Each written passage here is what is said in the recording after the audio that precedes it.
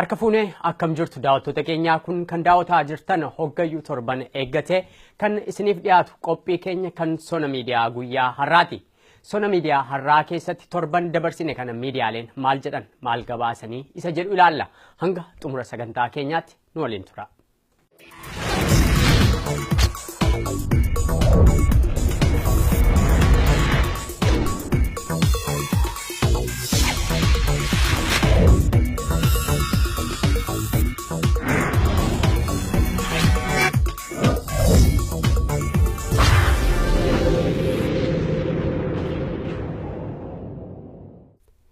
Muummichi ministeeraa Itoophiyaa obbo Hayilamaariyaam Dassaaleeny erga labsii yeroo muddamaan as tibba kana ibsa gaazexeessitoota biyya alaatiif laatanii turani. Obbo Hayilamaariyaam Dassaaleeny keessumaa dhimma hidhamtoota labsii yeroo muddamaa sanaa wal qabatee hidhamanii irratti gaaffii gaazexeessitoota irraa isaanii dhiyaate irratti hundaa'uun deebii laataniiru. Miidiyaaleen garaagaraa deebii muummicha ministeeraa kanaa fi gaaffii gaazexeessitoota sanaa irratti hundaa'uudhaan gabaasaa dhiyeessanis ilaallee turre. Bal'inaan dhimmicha irratti fuulleeffachuudhaan miidiyaaleen gabaasa kana gabaasaa turan Sudaan Tribune fi Sagalee Raadiyoo Ameerikaa bifa walitti dhiyaatuun ture kan isaan dhiyeessaa turan. Amajjii 9 bara 2017 ture muummichi ministeeraa biyyattii kan isaan gaazexeessitoota biyya alaatiif ibsa kana laatan. Labsiin yeroo muddamaa erga labsame baatii 3 darbeera. Muummichi ministeeraa kan gaazexeessitoota biyya alaatiif ibsa laatan yeroo duraatiif ture. Labsiin yeroo muddamaa sun yoom ka'a kan jedhu gaaffii gaazexeessitootaa ture. Deebii uummataa eegnaa jedhani. Uummati labsiin yeroo muddamaa sun nuuf haa ka'u jedhe yoo gaafate mootummaan isaanii labsii sana kaasuudhaaf akka qophii qabu kan isaan dubbatan. Akka isaan jedhanitti bu'aan labsii sanarraa argame kan laayyoos miti. Keessumaa jedhan obbo Hayilamaariyaam Dassaaleeny. Labsiin yeroo muddamaa sun sochii haaromsaa biyyattiin karoorfattee turtee fi yeroo ammaa hojiirra oolaattee jiruuf haala mijataa uumuu keessatti shoora guddaa qabaateeraa jedhu. Biyya uummati sun miidiyaa bilisaan otoo hin birratin ilaaluu danda'u kan mootummaa qofa ta'ee jiru keessatti biyya gaazexeessitooti kun gadi bu'anii uummata waliin wal arganii akka yaada uummatichaa sassaabaniif haalli hin ayyamneef keessatti biyya OMN yookiin isaatiin yoo daawwatan hidhaman keessatti akka waan uummata waliin mari'atanii labsii yeroo muddamaa sana baasanii yoo uummati akka nuti kaasnuuf nu gaafate kaasuuf qophii qabnaa jechuun isaanii mootummaan sun haaromsa haasa'aa jiru jechaan beeka malee soba waggaa 25 darban sobaa ba'eerraa harrayyuu haaromuu akka hin dandeenye kan agarsiisudha haasaan obbo Hayilamaariyaam Dassaaleeny kun. Haaromsa jechuun hiikni isaa kan duraanii badii darbeerraa baratanii isa dhufuuf bifa iftoomina qabuu fi wayyaa'ina qabuun as ba'u fakkaata. Kan mootummaan sun gochaatti jiru garuu faallaasa kanaati. Ibsa isaanii kana keessatti obbo Hayilamaariyaam Dassaaleeny yaada uummataa dhaggeeffannee qorannoolee garaagaraa erga taasifneen booda waan argame kan itti fufu ta'uu erga ilaalameen booda labsii yeroo muddamaa sana kaafnaa jedhani. Murtoo fi adeemsa mootummaa qeequu qofaaf osoo hin taane akka miidiyaatti gara biyyaatti godinaalee garaagaraatti bilbilee yaada uummataa sassaabuu yaallee baay'ees itti milkoofneerra. Labsii yeroo muddamaa sanaan booda bulchiinsa Command Post sana jalatti jireenyi uummataa maal fakkaata isa jedhu gabaabsine yoo dubbanne kanneen mootummaa sana deeggaran illee akka waan dirree waraanaa keessa jiranitti akka of ilaalaa jiranidha kan isaan himatan. Baatilee 7 darban labsii kana haguuggii godhachuudhaan hidhattoonni mootummaa saamicha gurguddaa uummatarraan ga'aatti jiru. Shamarran hedduu irratti hidhattoota kanaan gudeeddiin raawwateera. Gudeeddiin daangaa hin qabne. Dargaggooti bilbila bareedaa qabatanii karaa dura deeman ittiin haasaa akka humna hidhataa bira darbuu hin dandeenye irra deddeebinee gabaasaa turre nutti himaa turani. Waltajjii isaan qopheessanii uummata mariisisuu yaalan irratti dhimma labsii sanaan wal qabateen mormii uummataa isaan mudate sagalee galma walgahii sana keessaa nuuf ergame dhiyeessuun keenyas ni yaadatama. Waa biraan hafee jennaan namni tokko ija guutee ol jedhee hidhataa keessa ilaalee jennaan adabbii reebicha dhiittaatu isa mudata. Kan mana tokko keessaa haati ijoollee ishee jaallattu lama wal cinatti awwaaluuf dirqamte. Kan reeffa ilma isheetii reebichaan lubbuunsaa mana hidhaa keessatti darbe akka awwaallattuuf ergameef kan haati reeffa ilma ishee irra teessee akka daa'imaatti reebamte labsii yeroo muddamaa obbo Hayilamaariyaam Dassaaleeny bu'a qabeessa ta'uusaa gaazexeessitootaaf ibsan kana jalatti. Obbo Hayilamaariyaam Dassaaleeny dhimma Dr. Mararaa Guddinaa irrattis ibsa laatanii turan Dr. Mararaan humnoota hidhatanii bifa heeraan ala ta'een mootummaa isaanii jijjiiruuf tattaafataa jiran waliin shiran waan ta'eedhaaf hoggansa siyaasaa beekamaa ta'anis seeraan ala ba'uun garuu kan hin yaadamnedha jedhani. Akka obbo Hayilamaariyaam Dassaaleny jedhanitti dhimma Dr. Mararaa dhimma seera kabajuu fi seera cabsuuti malee dubbii siyaasaa miti. Namni hundi ija seeraa duratti walqixxeedha kan jedhan obbo Hayilamaariyaam Dassaaleny kan Dr. Mararaa Guddinaa hidhamanis olaantummaa seeraa kana eegsisuu qofaafi jedhu.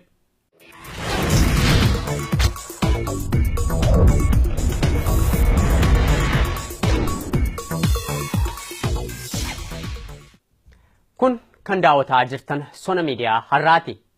Dhimma Dr. Mararaa Guddinaa kana ilaalchisee sagaleen raadiyoo Ameerikaa kutaan afaan Oromoo paartii Dr. Mararaa Guddinaa hoogganan kaafaa'uudhaaf ittaanaa dura ta'aa nama ta'an obbo Mulaatuu Gammachuu ibsa mootummaa sanarratti akka yaada laataniif gaafatanii turan.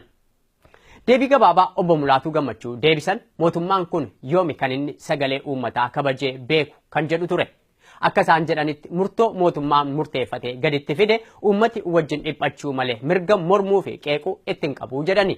Yeroo miidiyaalee biyya alaa goyoomsan ammoo uummati haa murteessu jedhu obbo Mulaatuun. Dhugaa lafarratti argaa jirru yoo ilaalle har'as uummati keenya labsii kana jalatti hidhamaa, dararamaa, ajjeefamaa jira jedhan. Labsii sana ilaalchisee ammoo dheeressuus ta'e kaasuun sirnuma obbo Hayilamaariyaam hoogganutu murteessa malee uummati mirga tokkoyyuu itti qabaachuuf hin jiru jedhan obbo Mulaatuu Gammachuu. Kan isaan labsiirra kaa'anii ji'a ja'a yoo dhimmi isaan nutti hammaatee jedhes immoo achi fageessuu hin dandeenyaa kan jiru kaa'ataniiru. Kanaatiif hamma ammaatti sabi keenya iddoo baay'eetti hubameera, garmalee rukutameera, garmalee hidhameera, garmalee yakkameera, du'is irra ga'eera, isuma sanatti fufuudhaaf humnaan tasgabbeessinaa eessa ga'uu kan jedhu yaada godhataniiti. Garuu isaan akka jedhanitti labsii yeroo hatattamaa suni hojii quubsaa argamsiiseera caalaatti immoo qorachuuf deemnaa jedhu.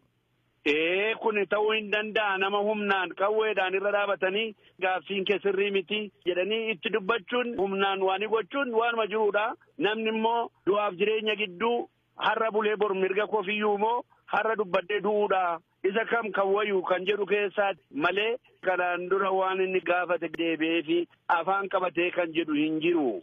Garuu muummichi ministeeraa akka jedhanitti ammaan booda haalli inni kana dura fakkaatu akka deebi'ee hin kaane isinii mirkaneessuun fedhaa jedhan. Maaltu godhameeti gaaffii isa kamtu deebi'ee yeroodhaaf du'a sodaatee yoo dhiise rakkinnoo itti fufee jiraatu kun isa dhumaa ta'a jechuu miti. Kanaaf amma walii galanii rakkoo kana hiikuu moo humnaan itti fufuudha isa kami kan wayyu nuyi yeroo hundumaadhaa karaan kanaadhaa furmaata hin fidu furmaata kan fiduu danda'u of jijjiiruudha. Siistemii isaanii jijjiiranii sabaajii walii galan malee sababi kan inni gaafate waliin ta'anii yoo hiikuun danda'ame. Garuu akka isaan jedhanitti immoo labsiin yeroo hatattamaa kun haa ka'u jedhee uummanni murteessinaan nuyi qophiidha jedhu. Baay'ee nama dhiba. Duris uummatatu kana nuu labsaa jedhee uummati ammayyuu taanaan warri garmalee hidhaman siyaasa bakka bu'anii warri jiran kan akka Dr. Mararaa kan akka Baqqalee fa'aa hundumtuu nuuf hiikamanii iddoo adda addaattis warri hidhamanii jiran waa'ee siyaasaaf hiikamanii nagaan bu'uu jedhee gaafataa jira. Yoom gaaffii sabaaf deebii kennaniiti. Gara birootiin ammoo durataan paartii Madiraka Dr. Bayyanaa Pheexroosis gama isaaniitiin ibsa muummicha ministeeraa biyyatti gaazexeessitoota biyya alaatiif kennanii fi dhaamsa isaan dabarsan haala qabatamaa biyyattiin keessa jirtu waliin kan wal simatu miti jedhan. Akka isaan jedhanitti mootummaan har'allee rakkoolee mormii sanaaf sababaa ta'an hiikuufis ta'e paartilee mormituu waliin gadi taa'ee marii taasisuudhaaf balbalasa akkuma cufatetti jira jedhu. Isa kanaafis Madiraka akka paartiitti yaada furmaataatii kan jedhu qabaachuusaa dubbatan gaaffiif deebii VOA waliin taasisaniin Dr. Bayyanee Pheexroos. Dhimma Dr. Mararaa Guddinaa ilaalchiseenis haasaan obbo Hayilamaariyaam Dassaaleny mootummaan isaanii dursee murtootti laachuusaa kan akeekudha jedhani. የተጠቀሙት አረፍተ ነገር ራሱ ችግር እንዳለበት ነው የሚገነዘበው። በመንግስት ደረጃ እንግዲህ ዶክተር መረራ ላይ ፈርደው ጨርሰዋል ማለት ነው። ይሄ ለፍርድ ቤት የሚተው ነው እንጂ ያ እንትን ሆነዋል መረጃቸውን ነው እንጂ የሚያቀርቡት በዚህ ምክንያት ወንጀለኛ ነው የሚል እኮ መልእክት ነው ያስተላለፉት። Yeroo lama mana murtiitti kan dhiyaatanii turan Dr. Mararaa Guddinaa haga ammaatti himati kana jedhamee irratti saaqame tokkoyyuu akka hin jirre dubbatu abukaattonni isaanii. Qabxii itti aanutti haa ceenu. kan daawwataa jirtan Sona miidiyaa har'aati.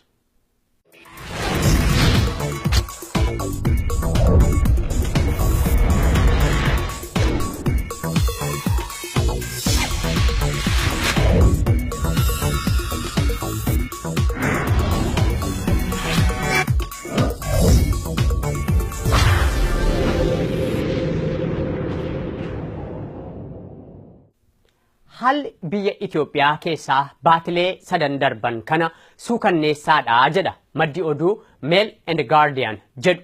Gamoo ammayyaa hedduun kan keessatti ijaaramaa jirtu Finfinneen akka suukannooftee jirtuuf yeroo kamirrayyuu qorrituu fakkaattee mul'atti jedha.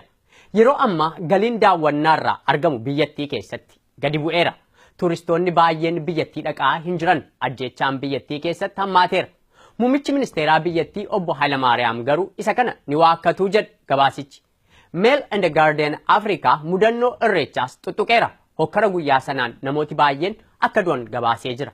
Haala kana keessatti lammiileen biyya alaallee miidhamaniiru jedha.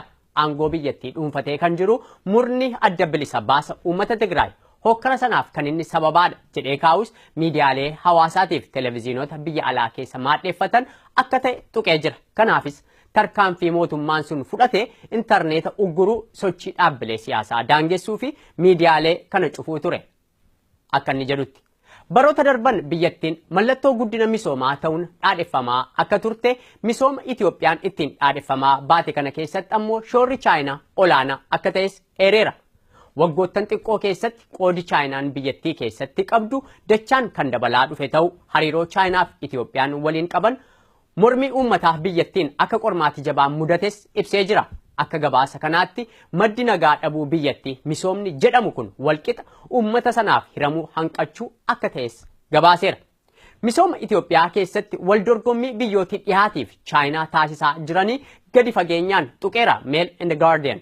Gamoo gamtaa Afrikaa haaraa Finfinnee keessa jiru sana dabalatee daandii baaburaa Finfinneellee ijaarsa isaatiif biyyi baasii jiru hunda baaftee Chaayinaa ta'uu fi biyyooti dhiyaa hinaaffaa Chaayinaatiin mootummaa Itoophiyaa ofitti hawwachuudhaaf wanti isaan hin goone akka hin jirrellee tuqeera. Tapha siyaasaa kana keessatti ammoo kan miidhamaatti jiru uummata sanaa jedha. Akka gabaasa kanaatti Itoophiyaan Chaayinaarraa gama bu'uraalee misoomaan bu'aa guddaa argattus gama gargaarsaan garuu biyyoota dhihaarraa galii mootummaan Itoophiyaa argatu wanti haga ammaatti tanqate tokkoyyuu hin jiru jedha. Amma shororkeessitooti gaanfa Afrikaa keessa socho'anii biyyooti alaa maqaa duula shororkeessummaatiin gargaarsa isaan Itoophiyaadhaaf laatan bu'aa biyyattiin Chaayinaarraa argattu dachaadhaan caala akka gabaasa kanaatti.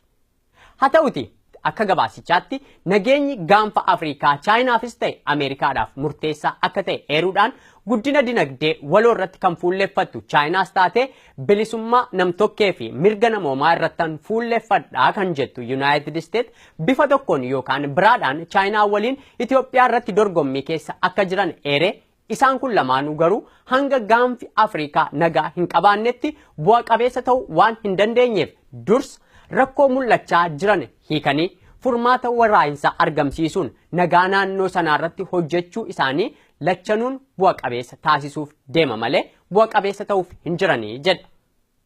Kun kan daawwataa jirtan Sona miidiyaati.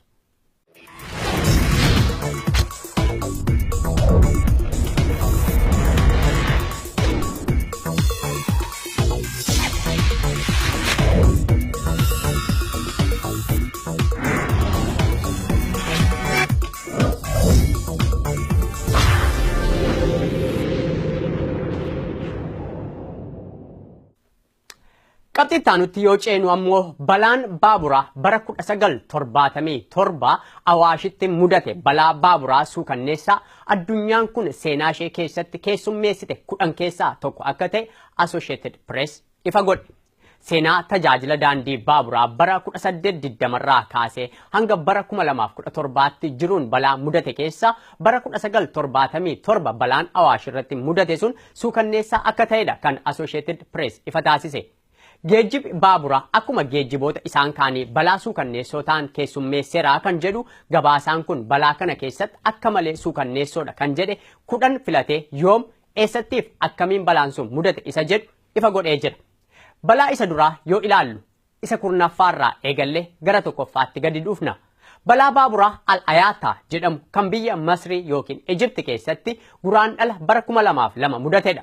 Baaburri kun Kaayiroo irraa ka'ee gara Luugzooritti imalaa ture yoo balaan kun isa mudatu. Furgoo 11ffaa wal harkisaa adeemu keessaa bakka itti nyaati qophaa'u furgoo 5ffaa keessaa abidda ka'eetu lubbuu namoota 383 galaafate. Balaan suukanneessaadha jedhame kan lakkoobsa 9ffaa irratti galmeeffame ammoo bara 1977 biyya Itoophiyaa Awaashitti balaa mudate sanadha. Mudannoon kun kan raawwate Amajjii bara 1977 Dirree Dhaawaarraa ka'ee gara Finfinneetti utuu deemaa jiru hallayyaa meetira 12 gadi fagaatu keessa dhidhimuudhaan lubbuun namoota 428 yoo battala darbu namooti 500 ol ta'an ammoo balaa salphaa fi jabaatu isaan mudate. Baaburri sun imaltoota 1000 ol baatee kan deemaa ture yoo ta'u Afrikaa keessatti balaa suukanneessaa mudate keessaa sadarkaa duraarratti kan galmaa'e ture wayita sanatti. 8ffaan biyya Speen Toldel Brezo keessatti balaa mudatedha. Mudannoon kunis bara 1944 yoo ta'u kutaa biyya Loonee keessaa hallayyaa jala hulluuqee darbu keessatti balaa mudateen lubbuun namoota 500 darbe. 7ffaan biyya Xaaliyaanii Balavaanoo keessatti balaa mudate. Kunis kan mudate bara 1944 yoo ta'u lakkoobsi namoota lubbuun darbanii 426 yoo ta'u baaburri sun hurkaan waan hojjechaa tureef namooti lubbuun isaanii darbe kun kan seeraan ala baabura sanarratti imalaa turanidha. Namooti kun kan du'anis kaarboon monoksaaydiin ukkaamamanii ture jedha. 6ffaan tokkummaa Sooviyeet barasii keessatti balaa bara 1989 mudate yoo ta'u balaan kun kan mudate Uufaa keessatti ture. Baaburri kun magaalaa Uufaarraa ka'ee kiiloomeetira 50 akka fagaatee deemeen baaburri biraan boba'aa uumamaa fe'ee deemaa ture keessaa boba'aa gadi nammeerraa abidda qabateen baabura ittaanu keessa kanneen turan lubbuun namoota 575 darbe. 5ffaan balaa baaburaa biyya Meeksikoo Gudaaljaara jedhamtu keessatti mudatedha.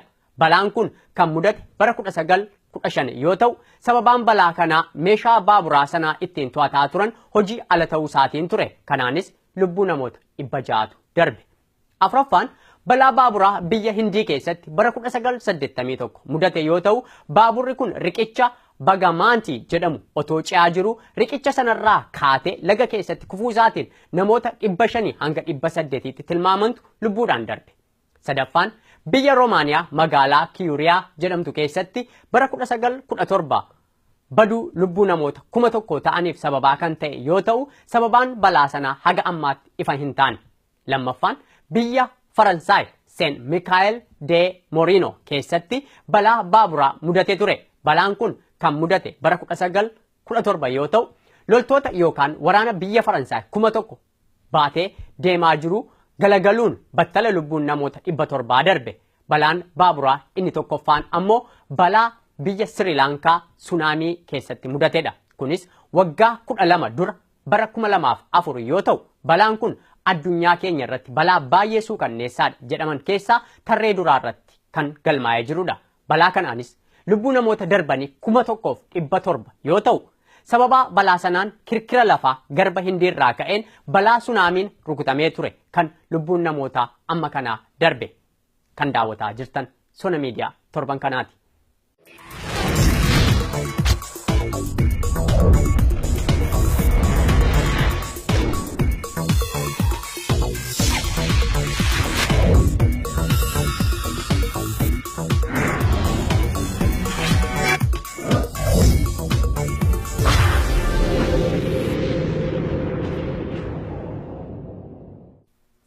Qabxii dhumaa irratti raawwii bara pireezidantummaa Baraak Obaamaa irratti fuulleffanna. Gannoottan 8 darban kan Yuunaayitid Isteetiin hoogganaa turan pireezidantiin biyyattii Baraak Obaamaa wayita aangoo biyyattii pireezidantii ittaanu kan 45ffaatti dabarsuuf guyyootni muraasni isaanii hafetti uummata biyya isaaniitti nagaa isa dhumaa dhaammatanii jiru. Obaamaan hatakaaroo siyaasaaf haalota mul'ataa jiran hunda cinatti dhiisuudhaan akka uummatichi tokkoomuuf gaafatani. Obaamaan guyyaa geggeessaa isaanii haasaa Chikaagoo irraa uummata biyyattiif dabarsaniin jibbiinsa dhiifnee jaalalaaf tokkummaa yoo qabaan ammayyuu biyya keenyaaf abdiin jiraa jedhan. Ganna 8 dura Obaamaan kutaa biyya Illinois Chikaagoo keessatti kan gara masaraa mootummaatti dhufan kan isaan sadarkaa gadiitti kaasanii sududaan siyaasatti guddachaaf bilchaattaa sadarkaa biyyattii geggeessuuf ga'anis achuma Chikaagoo keessatti jalqabe. Magaalattii keessatti dargaggummaan hawaasa ijaaraa hawaasa hiyyeeyyii waliin guddatanii Obaamaan guyyaa geggeessaa isaanii uummata Chikaagoo hedduutu gadi ba'ee nagaatti dhaame. Addunyaanis gama foddaa televiziyoonii keessaan geggeessaa isaanii kanarratti hirmaate. Hello, Chicago!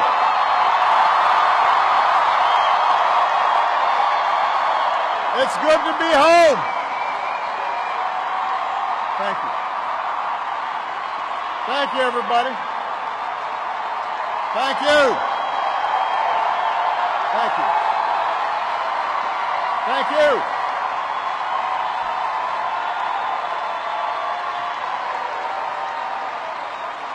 Thank you so much. Thank you. Thank you. Thank you. It's good to be home. Thank you. Thank you. Thank you.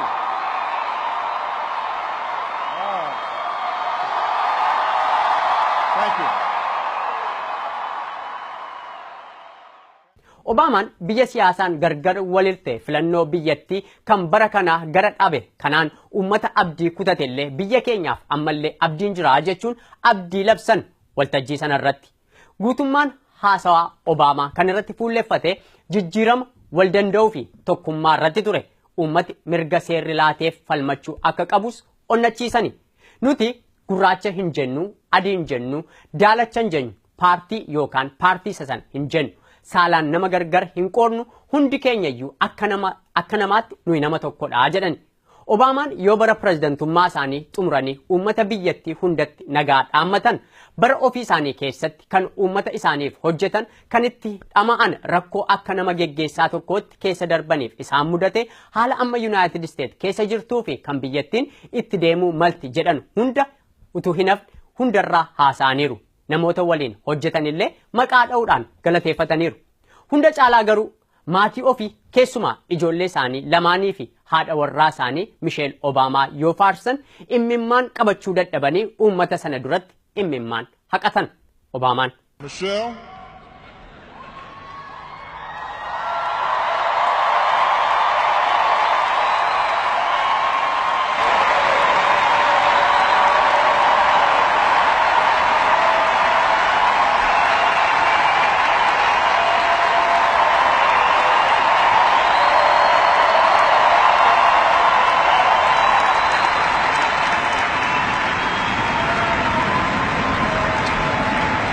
Michelle LaVaughn Robinson, girl of the South Side.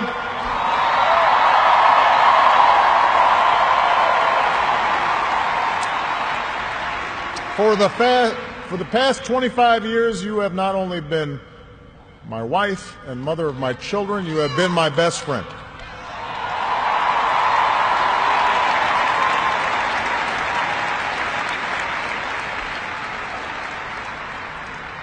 You took on a role you didn't ask for, and you made it your own, with grace and with grit and with style and good humor.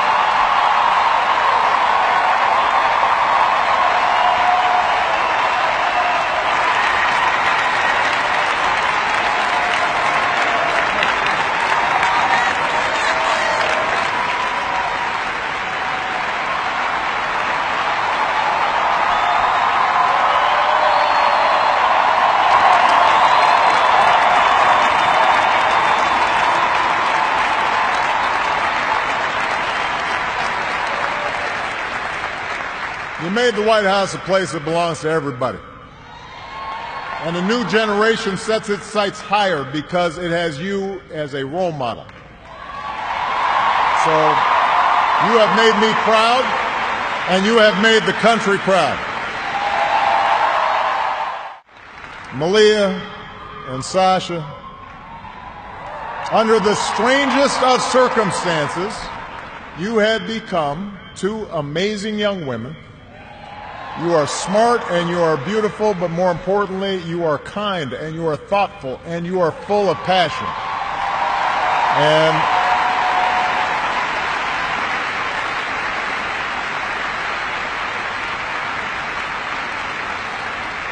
you wore the burden of years in the spotlight so easily. Of all that I have done in my life, I am most proud to be your dad. Mee Obaamaan bara bulchiinsa isaanii keessa kana goonee jedhanii kan faarsan maal fa'i? Jireenya lammiilee biyyattii deebifnee miila lamaan akka dhaabbatu taasifnee jirraa jedhani warshaa oomisha konkolaataa Ameerikaa jabeessine. Balbala hojii hedduudhaaf saaqne. Hariiroo mootummaa Kuubaa waliin qabnu deebisnee suphinee jaalala horanne. Warshaa niwukileeraa kan Iraan otoo rasaasni tokkollee hin dhukahin dhaabsifne. Hoggan Alqaayidaa Osaamaa Bin Laadeniin ajjeefne. Uummata Ameerikaa miliyoona 20tti siquuf wabii fayyaa laannee jedhan. Kun hundi bu'aa gannoottan 8 darbaniiti. Dhimma deemokiraasii ilaalchisee haasaa Obaamaan waltajjii sanarratti dubbatan deemokiraasiin biyyattii akka balaaf saaxilamaa jirtudha kan isaan akeekan. Biyyi keenya Ameerikaan biyya qabeenyaan badhaatu addunyaa irratti immoo dureettiidha kan jedhan Baraak Obaamaa qabeenya kana immoo uummati cufti walqixxee akka itti fayyadamu kan gochuu danda'u mootummaadha jedhani. Dhugaa abbootiin keenya yayyaban barreessanii ol nuuf ka'anii darban dhugaa garboota darbaniif isaan akka gabrummaan haftuuf garaa ofii keessatti guunguman kan baqattootaa fi warri dhugaa barbaadu sirbaan ibsatan. Jabeenya loltoota keenya dirree waraanaaf akkasumas beektota keenya ji'a gubbaa koranii alaabaa biyya keenyaa dhaabaniin dhugaa namni Ameerikaa garaa keessaa qabu afaanii baafatee hin barreeffamin kana hunda walitti qabne har'as eeyyee numa dandeenya jennaa jedhani eeyyee ni dandeenya. Yes we can. Kun dhaadannoo Obaamaa bara filannoo isaanii ture. Har'as yoo uummatatti nagaa dhaamanii aangoo gadi dhiisuuf qophaa'an eeyyee ni dandeenyaa jedhan. Akkuma ganna 8 dura jen ammas ni dandeenya.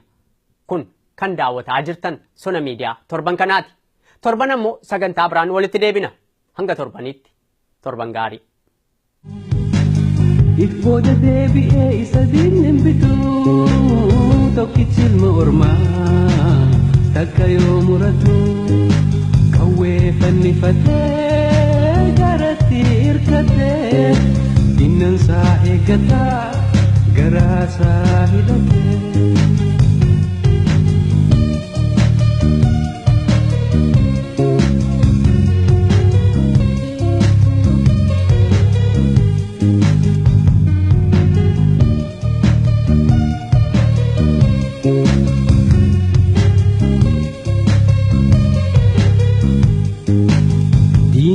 Kakkalee dhiigaan deeqqifatee foddaa bilisummaa kunootti dhihaatee tokkichi ilma ormaa kunoo tattaafatee.